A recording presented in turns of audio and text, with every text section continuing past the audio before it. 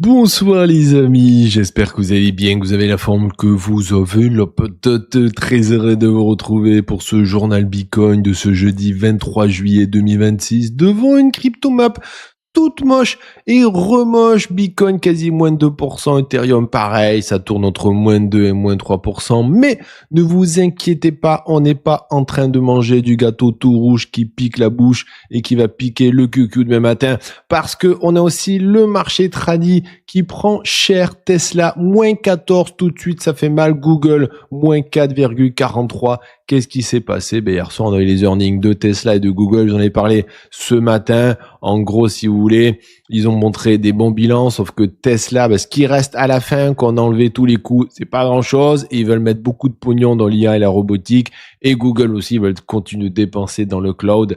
Et donc là, les dépenses sont supérieures aux revenus parce qu'ils veulent surtout beaucoup dépenser. Et les investisseurs ont l'air de pas trop aimer ça, si vous voulez. Le Nasdaq quasi moins 2, l'SP500 moins 1,24.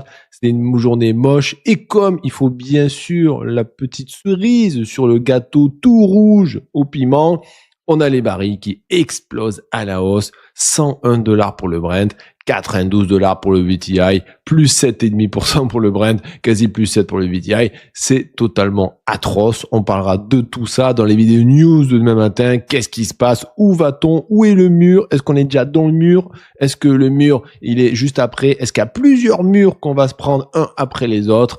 Tel le Bip le coyote dans Bip et le coyote. On verra ça dans les news demain matin. En tout cas, n'hésitez pas à aller voir la vidéo news de ce matin. Je vous fais un récap bien sûr de tout ce qui s'est passé, notamment ici des baleines qui se mettent à beaucoup acheter. Donc malgré qu'il y a du rouge, malgré les vendeurs, ils vendent dans la peur, bon, on peut pas leur en vouloir. Il y a derrière, en coulisses, les gros qui achètent. Donc le top 10, pas joli, le Dogecoin qui nous fait un quasi moins 4%, Bitcoin Cash XRP quasi moins 3, moins 3,5. Sur le top 20, on a le Shiba et Avax qui piquent un peu plus que tout le monde avec moins de 2,5. Et sur le top 30, le NIR sans aucun respect dans le vert. Et en dernier, le Montel et le Pi qui picote un petit peu. Alors sur le total, c'est dommage parce qu'il y a 2 jours, on était à 2 doigts de casser cette bande supérieure de Bollinger et de s'envoler, parce qu'on a eu une première bougie verte qui a cassé la bande supérieure, il nous fallait une deuxième et hop, c'était parti. Malheureusement, on l'a pas. Une bougie rouge qui n'annule pas, il faut la deuxième qui confirme. Donc là, oui, on peut mettre une croix. Il n'y aura pas la montada de la bande de Bollinger. Bon, c'est comme ça.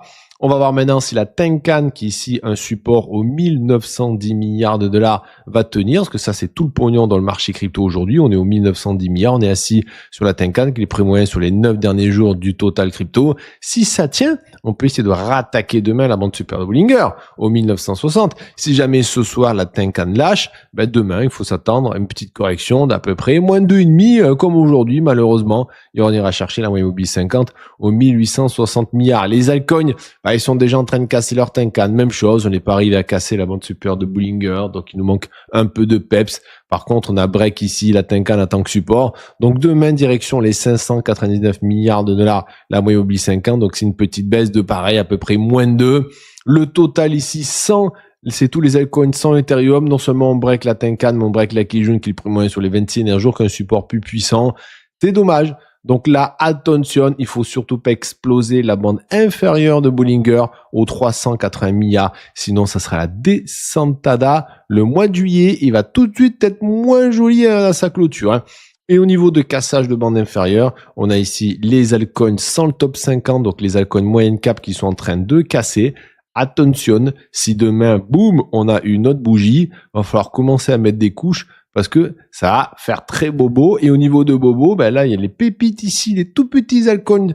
Les altcoins sont le top 100, capitalisés à 5,95 milliards de dollars. Ils sont en train de casser leur bande inférieure. Si demain, il y a une autre bougie rouge qui confirme la descentada aux enfers des tout petits altcoins et la DeFi pareil.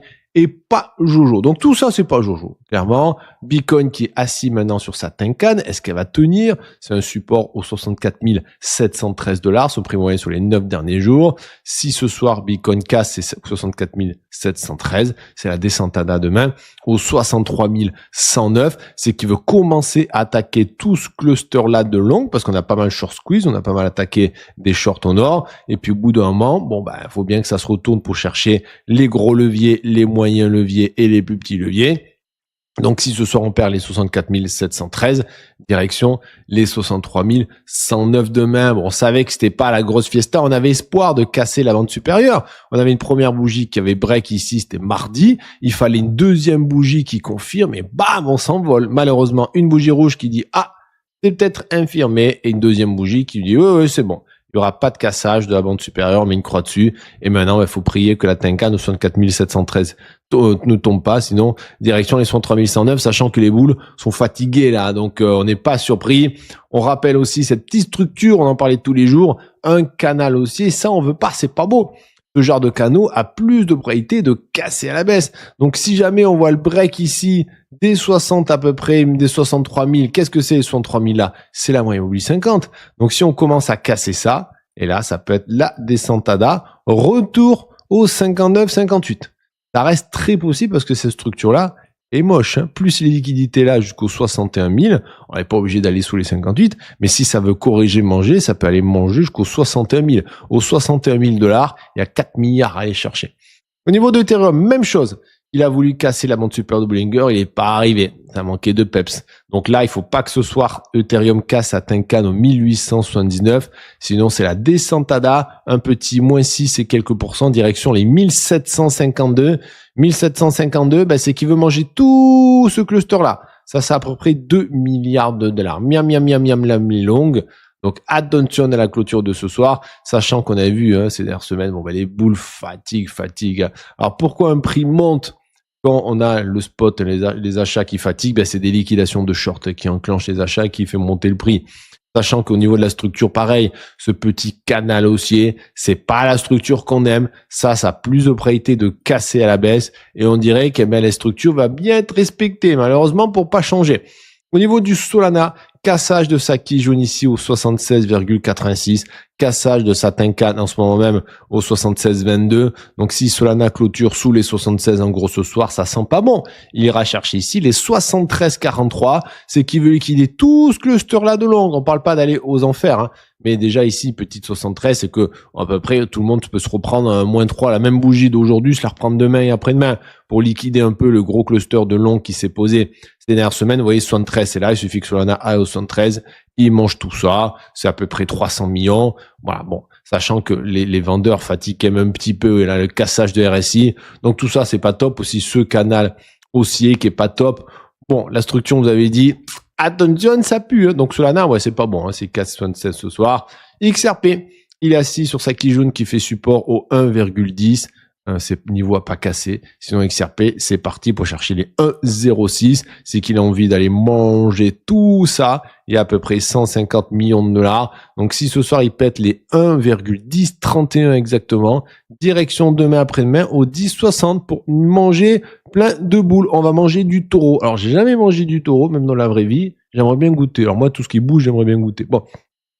Donc là, cassage des 52 RSI, perte de momentum, une structure. Bon, la structure était quand même pas mal, hein. La structure, on attendait ici le cassage de ça vers le haut, mais on dirait que c'est tout mou. Donc maintenant, il fait plutôt un petit canal haussier. Il est cookie, donc je pense que plutôt, là, il est en train de nous faire une petite A, une petite B, voyez, et donc il manquera la petite C. Donc je serais pas du tout surpris de voir ça, c'est la petite A, tout ça, c'est la B, boum, voir la petite C, pour après faire un régulier pour repartir.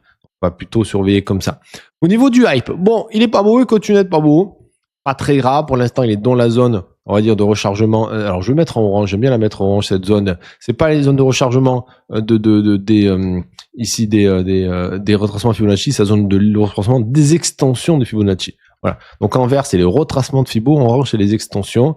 Certains vont dire, Foufi, c'est la même chose. Là, c'est pas, non, parce que ça, c'est de ce mouvement-là, tandis que là, c'est ceux de ce mouvement-là. Bon, c'est plutôt de ce mouvement-là. Voilà. Bon, on s'en fout. C'est juste deux zones différentes qui te disent à peu près où les acheteurs pourraient racheter.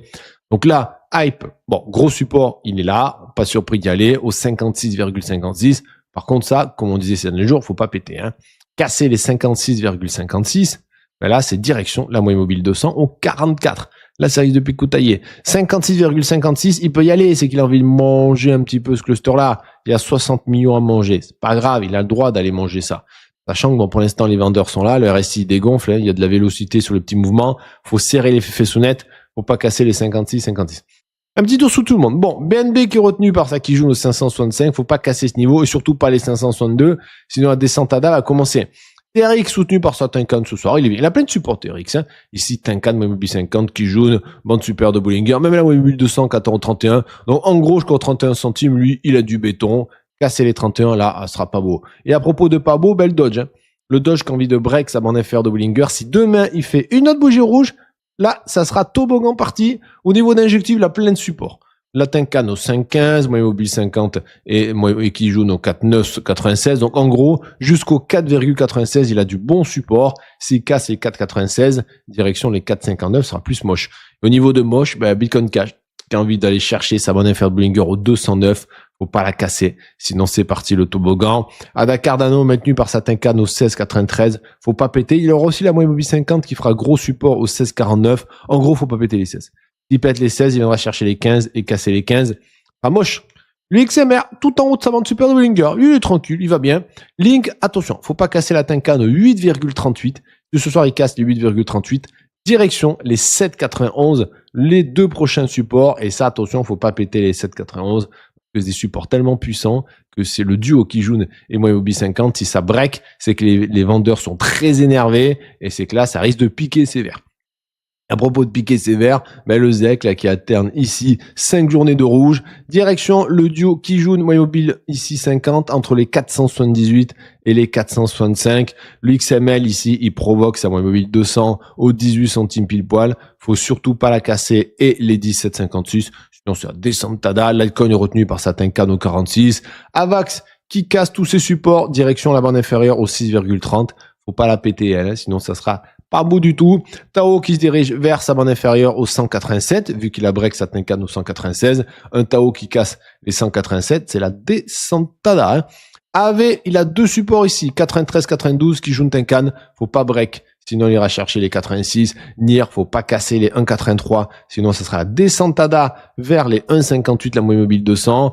SUI qui casse sa Tenkan au 75 centimes, c'est pas très grave. Il a quand même des bons supports, la Mobile 50 au 73, vers les 72, la Kijun, 71, la bande inférieure. Il faut surtout pas casser 71, sinon là c'est pas beau. Hein. Hondo tout en haut qui fait une petite bougie rouge, ça veut rien dire. Si demain il refait une bougie verte, il peut renclencher son effet ascenseur. Et le render qui se fait rejeter par sa Tenkan au 1,50, direction maintenant le 1,44 qu'il faut pas casser, sinon ça sera toboggan parti. Donc c'est moche, mais c'est pas encore vraiment très moche. Le vraiment très moche, c'est casser les bandes d'infer de Bollinger. On en est loin, vous voyez. Genre un Bitcoin qui break ici les 62 000 $. Là, on est sur du très moche. Parce que là, vraiment, ça peut picoter très fort. Pour l'instant, ça peut se promener dans la bande d'infer de Bollinger. Bon, c'est pas très grave. Mais bon, il faut quand même voir le baril. Un baril qui commence à passer les 100 $, ça, c'est pas top. Hein. Donc pour l'instant, tous les Magnificent 7, les GAFAM, on les appelle les Magnificent 8, même si on met SpaceX, tout le monde est dans le rouge. Certains mangent un gros morceau du gâteau pimenté tout rouge, c'est Google, avec moins 6,5. Certains mangent 2 parts de gâteau tout rouge, même s'ils n'ont pas envie. C'est les investisseurs chez Tesla qui se mangent moins 14. Voilà. Et le baril, bam! Ça pétouille, voilà. Donc là, on a les barils qui explosent à la hausse, le 10 américain qui suit, clairement, c'est normal, les barils explosent, c'est totalement inflationniste, et donc on a les rendements qui vont monter, les investisseurs vendent les obligations, ils disent non, je veux de rendement plus haut, et on a le dollar qui monte, et tout le reste dans le rouge. Voilà, tout le reste, SP500, 440, Gold et Bitcoin. Hein.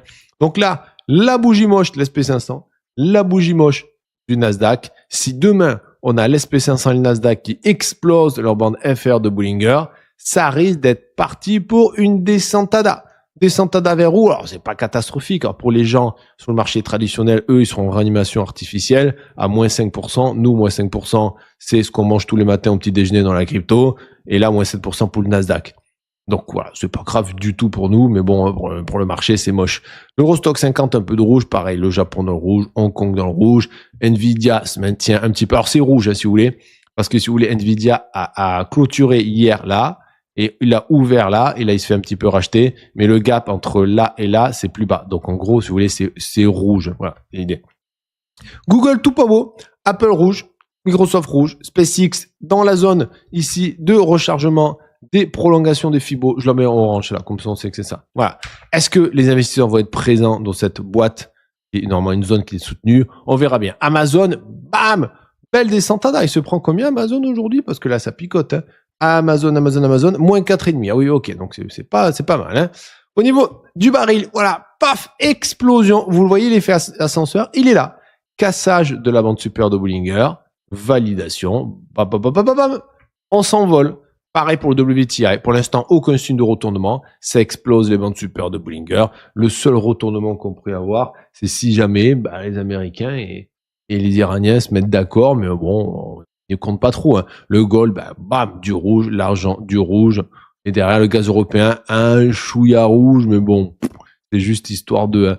Donc tout le monde corrige, MSTR, le STRC aussi, Coinbase. Les mineurs, il y a certains qui sont pas mal. Bon, après, quand ils font quand ils lèvent du pognon pour se développer plus dans l'IA, ça donne plus envie aux investisseurs d'y aller. Les rendements explosent à la hausse, ça c'est pas une bonne news. Le fait que les rendements obligataires, donc c'est les rendements que vous avez quand vous achetez des dettes étatiques, donc sur l'obligation du trésor, voilà, sur 10 ans, 20 ans, 30 ans, 2 ans, les rendements montent, c'est que les investisseurs vendent. Si les investisseurs vendent les bons du trésor, c'est qu'ils réclament des rendements plus élevés. Et donc la Fed aussi n'a peut-être même pas besoin de lever les taux, parce que si les taux ils se lèvent tout seuls sur le marché secondaire, il n'y aura même pas besoin, parce que les taux seront assez élevés pour calmer tous les emprunts. Et bon, et là ça a picoté un petit peu pour tout le monde. Donc là, les rendements qui montent tout seuls, alors c'est pas que les rendements américains, hein, les rendements français, les rendements allemands, tout ça, ça monte, hein, donc c'est pas jojo. Le dollar, lui il pousse, parce que le baril il pousse, lui il est bien poussé. Il faut aussi pas mal de dollars pour acheter du baril, et le reste corrige un petit peu. Alors l'euro qui corrige au dollar, alors c'est une bonne news quand on veut changer du dollar vers l'euro, mais quand on veut acheter des cryptos, l'euro il vaut moins cher, donc il faut plus d'euros pour acheter du dollar. Donc c'est mieux qu'on a du dollar, quand on vend des cryptos, on a plus d'euros. Voilà. Mais là, c'est pas top pour cartoucher. Bon. C'est comme ça. Voilà les amis, pour cette mise à jour, j'espère que ça vous a plu. Demain matin, dans la vidéo news, on parlera de toutes les news qui sont tombées aujourd'hui et qui tomberont cette nuit. Je vous fais des bisous, bonne soirée, merci de m'avoir écouté. À demain, bye bye.